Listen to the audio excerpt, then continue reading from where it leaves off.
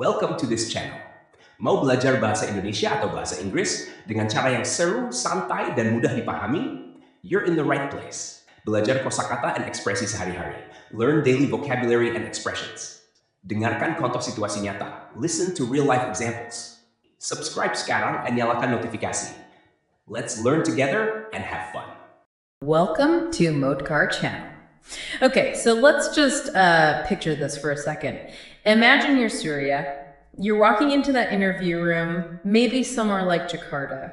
Yeah, definitely feeling the pressure, right? Totally. Your career, maybe your whole future, it kind of feels like it's hanging on how well you navigate this. And it's not just about, the questions they ask. It's that whole subtle dance of formal Indonesian. Absolutely. And that's exactly what we're diving into today. Right. We're focusing on this single, really rich source. It's an article called An Indonesian Job Interview. Think of it as our mission for this deep dive. Pulling out all the essential nuggets. Yeah, like a cheat sheet almost. Exactly. We're looking at key vocab, grammar, how formal and informal speech differ. And some of those cultural insights too, right? The stuff that really grounds the language. Precisely, the things that make it real. So if you're listening and you want to get better at navigating Indonesian conversations, especially the more formal ones, or maybe you just want some really solid example sentences, then you are definitely in the right place. Let's unpack this thing. Let's do it. Okay, so we start right at the heart of it, the actual interview dialogue in the article. It's between Mr. Budi, who's the manager, and Surya, the applicant. And it's great because it feels natural, like a real conversation, but layered with that formality we mentioned. Even the opening lines tell you a lot. They do. You have Bapak Budi, Nama Anda Surya, Benar. So, Mr. Budi, your name is Surya, correct? And Surya replies, Ikamar, Pak.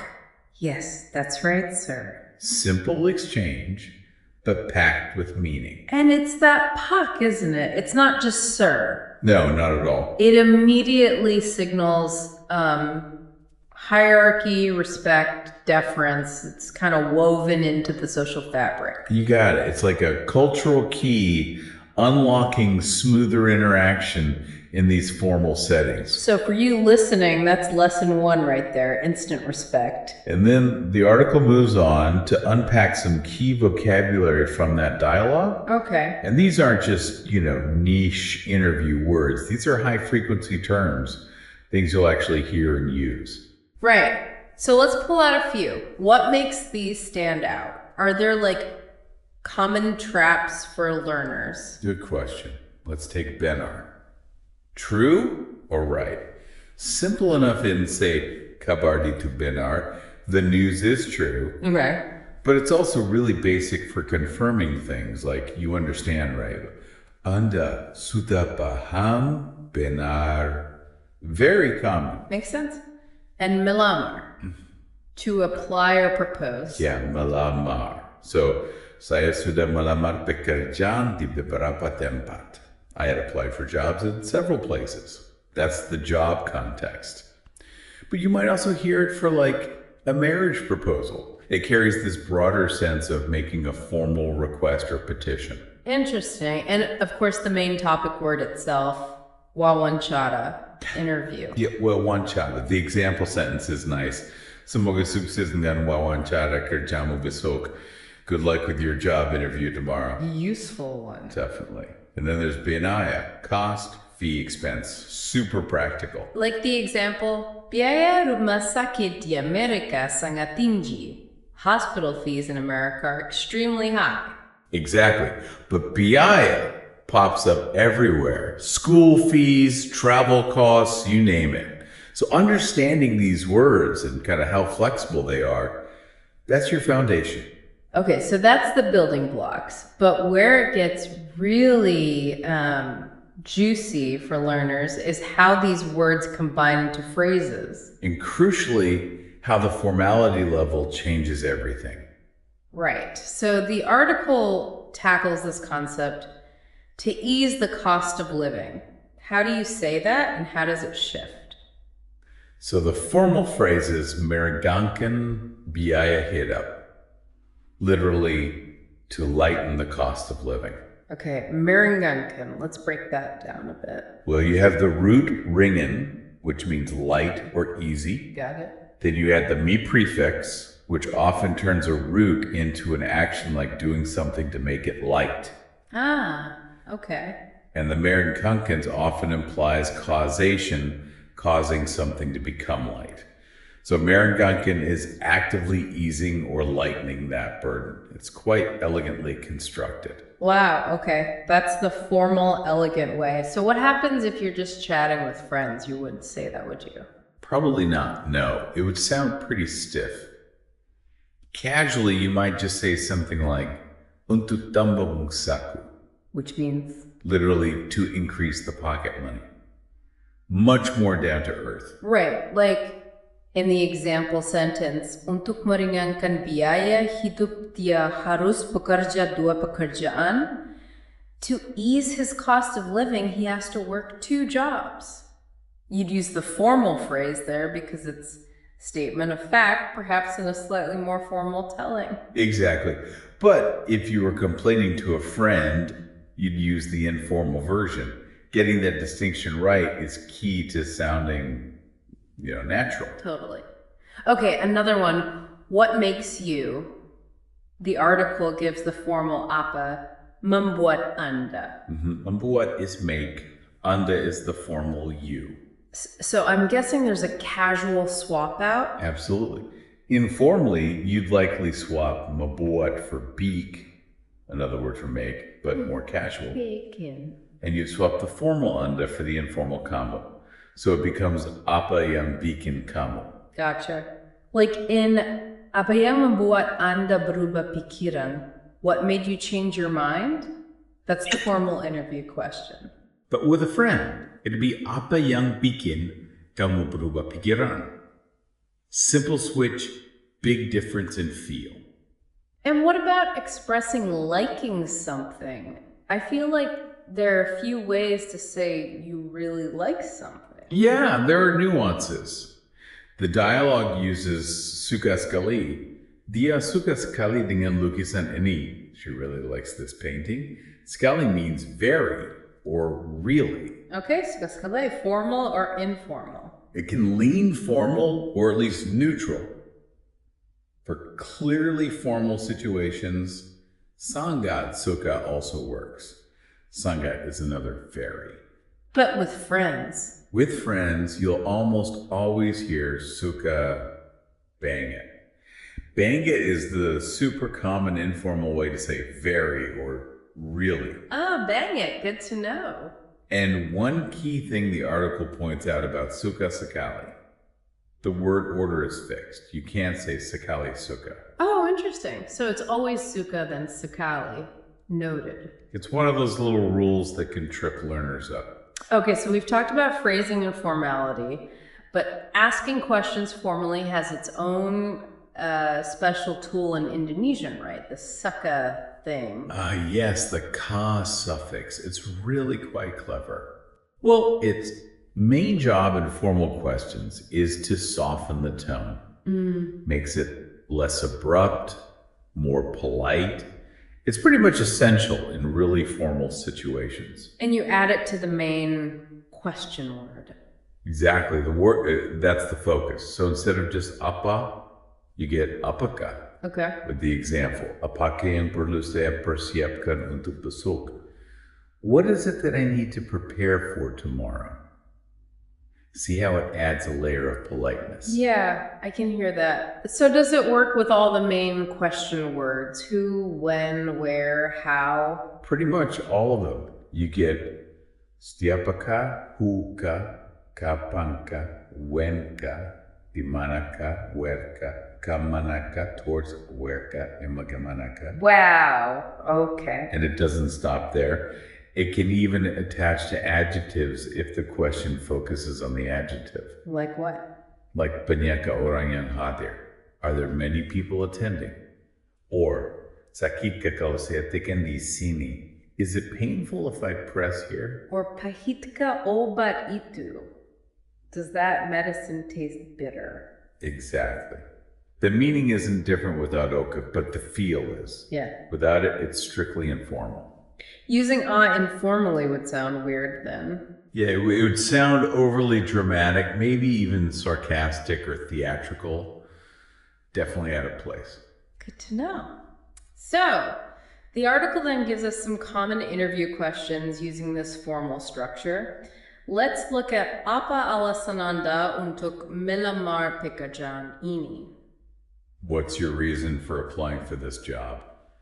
Classic interview question. And you can see the formality markers right away. Yep. Anda for you, and the phrase melamar pekerjaan, to apply for a job. Which, as you said, has informal versions too. Right, like just lamar pekerjaan, or even super casually lamar pekerjaan. Knowing those layers helps you navigate different contexts. So if you were Surya answering that formally, the example answer is pretty good. Ini merupakan toko kesukaan saya selama bertahun-tahun. Sehingga saat Anda membuka lowongan pekerjaan di sini, saya langsung bersemangat ingin bergabung. Which translates to? This has been my favorite store for years, so when you open up the job vacancy here, I was immediately excited and wanted to join. Shows enthusiasm, connection. Nice. What's another common one? Bagaimana Anda mengetahui tentang lowongan pekerjaan ini? How did you find out about this job opening? Again, very formal with Anda. And the answers could be straightforward. Dari surat kabar from the newspaper, dari situs Anda from your website. Simple, direct, appropriate. Exactly. Then there's the slightly tougher one. The why did you leave your last job question. How does that go? Mengapa Anda meninggalkan pekerjaan yang lama? Okay, meninggalkan pekerjaan yang lama, literally leave the old job. Yeah, meninggalkan is a bit subtle here. It could mean to quit, but it could also just mean to leave work for the day. It's softer. So if you wanted to be more direct about quitting, you'd probably use berhenti dari pekerjaan, which literally means stop from work. That's more clearly quit. Got it. And a good answer needs to be diplomatic, I guess. Definitely. The example is, saya menyadari bahwa setelah bekerja selama 2 tahun di sana, saya merasa bosan dengan pekerjaan yang sama dan ingin mencari tantangan yang lebih. I realized that after working there for 5 years, I feel bored with the same job and want to look for more of a challenge. Yeah, it frames it positively around seeking growth, rather than negativity about the old job. Smart, polite. So all this talk about applying for jobs, it connects back to Syria wanting to meringankan biaya hidup, right? Yeah. Ease the cost of living. Exactly.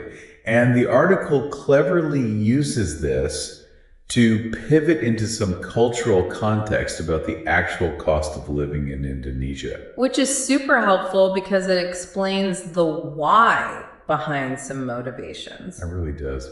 Understanding the local economy just adds another layer to understanding the language and the people. And yeah, the cost of living there is generally significantly lower than in many Western countries. That's a massive point for anyone thinking of moving there or even just visiting long term. Can you give us some of those specific examples from the article? They really paint a picture. Sure. So get this. A plate of gado-gado, that delicious peanut sauce vegetable dish, Yeah. might cost you 12,000 rupiah at local warung, which is like 90 US cents. 90 cents. Wow. So maybe up to 40,000 rupiah, so about $3 US, in a fancier place. Still pretty affordable. Definitely. Well, A kilogram of rice, around 17,000 rupiah, maybe $1.30 US. Okay. Even gasoline, which they say has been rising, is about 8,500 rupiah per liter. That's roughly 65 US cents per liter. That's significantly cheaper than many places. That 90-cent gado-gado is calling my name. Right, it really puts things in perspective. And didn't the article mention haggling too? Yeah, in traditional markets, pasar traditional, haggling is common, so you might find things even cheaper. So this context makes that phrase, "Meringankan biaya hidup," feel much more real and relevant for someone in Surya's position. Absolutely. And it also gives us another useful phrase. Harga barang di kota besar lebih mahal daripada di daerah pedalaman. Meaning? The price of goods in the big city is more expensive than in rural areas. Just a practical observation about Indonesian life. Okay, so we've covered a lot of ground here, all stemming from this one article about a job interview. We really have, from the dialogue itself to vocab, formal versus informal. A suffix for politeness, typical interview questions. And even a glimpse into the cost of living. So for you listening, what's the big takeaway? We've essentially used this interview scenario as a lens. A lens to see how Indonesian works in a practical, formal setting, but also how it connects to everyday conversation and culture. You should have a clearer picture now of asking questions politely using ika, or choosing between, say, membuget and beacon, or sekali and bangit. And hopefully a bit more insight into daily life and economic factors in Indonesia. It just goes to show how much you can really unpack from a single well-chosen source, doesn't it? It really does. It's about finding those connections, those aha moments that make the language click. And understanding not just what to say, but why it's said that way. Which brings us to maybe a final thought for you to chew on. Yeah.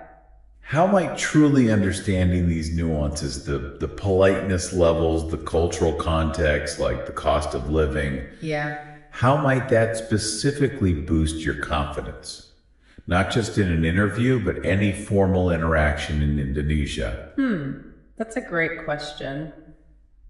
It's not just about avoiding mistakes, but about building connection, right? Exactly. It's about showing you've done more than just learn words. Well, we hope you enjoyed this deep dive and found it useful for your own Indonesian learning journey.